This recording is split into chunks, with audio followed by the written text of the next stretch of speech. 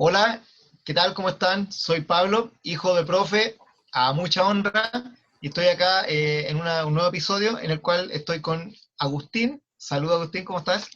Hola, bien, ¿y tú, Pablo? Aquí también te los damos la más cordial bienvenida al nuevo podcast de Hijo de Profes. Ojalá les guste. Sí, yo no dudo que les va a gustar, espero. Están todos conectados, así que, mira, y bueno, para ir al grano al tiro, nosotros, bueno, la idea de Hijo de Profe es que estemos hablando de literatura, de lenguaje, de castellano, como le llamen, ciertos temas literarios. Y hoy día vamos a hablar de un tema que a lo mejor a muchas y muchos de ustedes lo tienen que estar viendo, que es el tema de la intertextualidad, ¿ya? Y lo vamos a hablar en relación a ejemplos de intertextualidad relacionada con obras que también algunas las tienen que leer y otras las pueden leer, ¿ya? ¿Qué sabes tú de la intertextualidad, Agustín? Explícanos mientras yo voy a buscar los libros. Cuéntanos. Ya. Eh, lo definimos en tres partes. Primero, es un conjunto de relaciones que un texto literario puede contener con otros. También el otro punto, que es el vínculo entre el conjunto de textos que puede ser explícita o implícita. Y es la estrategia central de la intertextualidad, que es el diálogo. Eso es lo esencial. Justamente, y nos vamos a quedar con eso, con la noción de diálogo. Mientras yo hablo, Agustín, tírame la primera pantalla, donde nos aparece la cara de un personaje, que yo también lo tengo acá, que vamos a utilizarlo, que es un poeta griego de la antigüedad, es nuestro querido Homero, ¿ya? Ahí tenemos. ¿Ya? Homero vivió aproximadamente hace 2800 años, en el siglo octavo antes de Cristo más o menos, y él fue el creador de una obra, de varias obras, una de ellas que tenemos acá, la verdad tenemos dos, eh, que es, aquí la tenemos, la Odisea, ¿ya? ¿Qué podemos decir de la Odisea? La Odisea es la segunda parte de la historia de la guerra de Troya que él vivió, o más bien que él le contaron. ¿Por qué le contaron qué pasaba con Homero que habíamos hablado, cierto? Que Homero, ¿qué característica tenía que a ti te llamó la atención, Agustín? Que él Que era, era ficticio, y él era, inmortal. no, era ciego, acuérdate, ¿cierto? ¿Te acuerdas que Sí, él, que eso él mismo decía? te iba a tocar después de esos temas. Claro, Iba a claro, recalcar esos exactamente, puntos. claro, claro. Sobre la inmortalidad de Homero vamos a hablar después porque es una inmortalidad supuesta, ¿cierto? Y bueno, y él relató en su obra la Ilíada, que es este libro pequeñito que tenemos acá, la Ilíada, ¿cierto? Y la Odisea. En ellos dos narró la historia de la guerra de Troya, que duró 20 años, pero 20 años no solo de guerra, sino que 10 años de guerra y 10 años entre que volviera uno de sus combatientes que era Odiseo, Ulises. Entonces, este libro, La Odisea, narra las aventuras de Ulises, también conocido como Odiseo, por eso se llama Odisea, para volver a su tierra. ¿Ya? Esta es una obra muy interesante, ¿cierto? ¿Qué ibas a decir tú que te había llamado la atención de Homero y de su creación, Agustín? Y vuelve si quieres a la pantalla grande mientras tanto. Ahí. Cuéntanos entonces, ¿cuál es? Que uno de los temas que más me impresionó, que Homero se basaba en su vida y la transcribía en su obra, y que tenía una visualización, siendo ciego, tenía una visualización del mundo muy clara. Eso es lo que más me impresionó también. Claro, y ahí vemos que efectivamente, siendo ciego, seguramente él la guerra de Troya la vivió a través de otros. Seguramente se la contaron. Ya es muy probable que haya recibido relatos de la guerra de Troya, entonces él la contó y armó su obra a través de los relatos de otros. Y eso ya es un diálogo, eso ya es intertextualidad, ¿cierto? Eso ya establece que el relato oral de otro se convirtió en dos poemas tremendos que son la Ilíada y la Odisea, ¿ya? Ahora, cuando hablaste de intertextualidad, justamente hablaste de diálogo.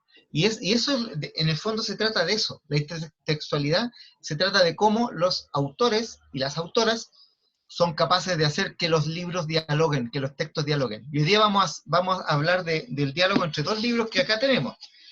Como les dije, tenemos ¿cierto? La Odisea, que siempre se me pierde la página, ¿cierto? Tenemos la Odisea aquí. Y resulta que por medio de la influencia que estableció y que cruzó los siglos, hay entre otros muchos autores, hay uno que es el argentino Jorge Luis Borges, que tenemos acá en su libro Nueva Antología Personal, un libro muy recomendable, donde él se deja influenciar por Homero y dialoga, hace un texto que dialoga con Homero. Muéstrame ahí está, Jorge Luis Borges, justamente. Que curiosamente también era ciego, lo mismo que Homero. Sí. ¿Ya? Él también era ciego. Tiene algunos poemas muy preciosos en los cuales habla de su propia ceguera. ¿Ya? Entonces, hay un cuento que se llama El Inmortal, que lo tenemos acá, donde establece hace un ejercicio de intertextualidad, es decir, empieza a citar, a dialogar con la obra de Homero. ¿Y cómo lo hace? El cuento no lo voy a contar completo, pero trata, entre otras cosas, de un personaje que logra ser inmortal. ¿Por qué? Porque encuentra un río mágico, un río misterioso, donde quien se baña en ese río se convierte en inmortal. Entonces, este personaje se baña en el río y vive miles y miles y miles de años. Y llega hasta la época actual y Borges, como narrador, lo conoce y lo conoce como el inmortal. Y resulta que ese personaje inmortal del cuento de Borges era ni más ni menos que Homero. ¿Ya? Homero, el autor de la Odisea. Y dialoga con Borges. ¿Ya? Entonces, es bien interesante cómo aquí la intertextualidad toma esa forma, la forma en la cual el autor del siglo XX, en el cuento, puede dialogar con el autor que vivió 2800 años antes. ¿Ya? Bueno, como les digo, no les voy a contar el cuento, solo les diré que a Homero la inmortalidad lo agota, se aburre, y al momento en que narra el cuento de la historia, Homero solo quiere encontrar un río que él supone que debe existir, que es un río que da la mortalidad, es decir, que le permite volver a ser mortal, ¿cierto? Entonces, es interesante, o sea, el inmortal dialoga no solo en términos de tomar al personaje que escribió el libro hace 2800 años, sino que también juega con el concepto de inmortalidad. Cuando tú dijiste, Agustín, que Homero era inmortal, es una inmortalidad ficticia porque él es inmortal a través de su obra. O sea, 2800 años después seguimos leyendo su obra y eso lo hace inmortal. Solo que en el ejercicio de intertextualidad que hizo Borges, esa inmortalidad la convirtió en algo real. Era el Homero real que no moría, pero que desea morir.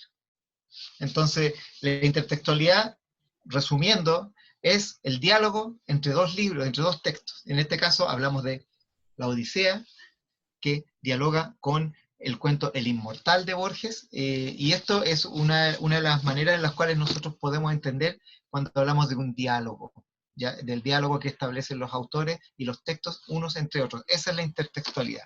Explicada muy sucintamente y espero que lo hayan, que haya quedado claro. Siempre que lean, piensen en qué está referido y van a entender que en la mayoría de los libros, en la mayoría de los textos, hay intertextualidad. Nadie crea desde cero, siempre vas a crear referido a otras obras. Y esto es muy entretenido entender esto, ¿ya?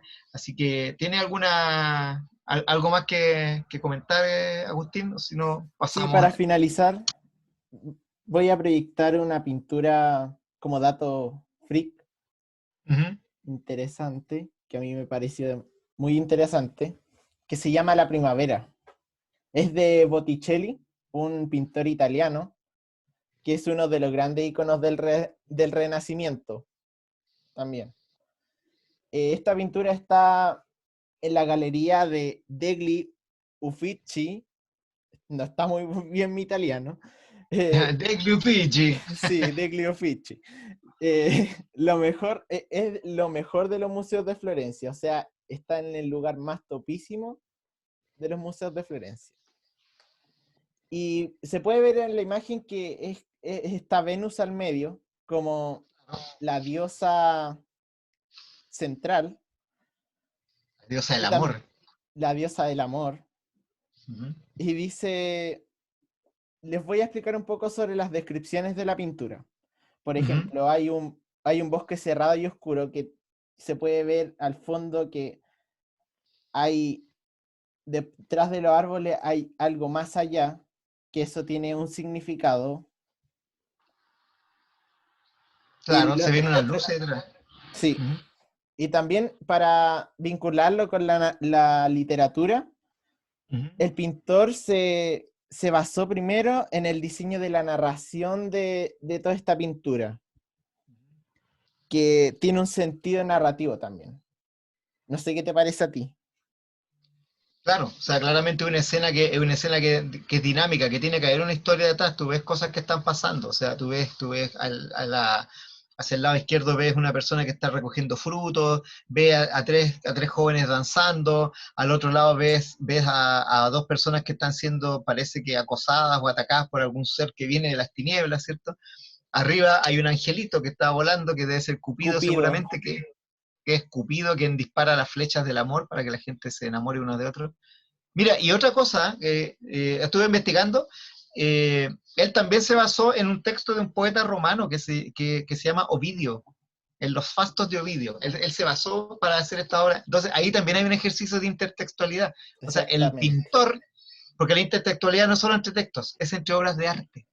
Entonces, Botticelli seguramente leyó Ovidio, se inspiró y fue parte de lo que motivó que él pintara este cuadro tan hermoso. Y no es la primera vez que, o sea, hizo más veces, pintó más veces a Venus. Hay cuadros bien bonitos con Venus que los invito a que los puedan buscar por internet, que son bien, muy lindos. La belleza que Botticelli retrata es una belleza muy pura. Así que esto también es un ejercicio es intertextualidad, pues, o sea, él mismo trata de relatar como una pintura y se refiere a la mitología griega, que es su referencia. Ahí está dialogando la pintura con la mitología y con la poesía de Ovidio. Así que estuvo muy bien el ejemplo, Agustín. Volvamos a la pantalla grande y ¿qué más decir? Bueno, eso por ahora con respecto a intertextualidad. Vamos a tratar de desarrollar otros episodios con otros ejemplos de intertextualidad de distintos autores, distintas obras que están dialogando.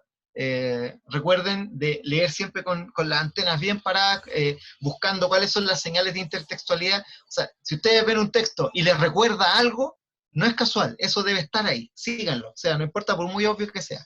Por ahí puede ir la intertextualidad. Y recuerden, intertextualidad es diálogo entre obras. ¿Ya? Así que eso, gracias Agustín por el apañe, por Gracias estar a ti. acompañando y hacer un aporte. Así que esto fue otro episodio, esta vez dedicado a la intertextualidad de Hijo de Profe. Se despide Pablo, Agustín. Nos Nos vemos. despedimos y nos vemos. Hasta la próxima. Hasta la próxima. Adiós.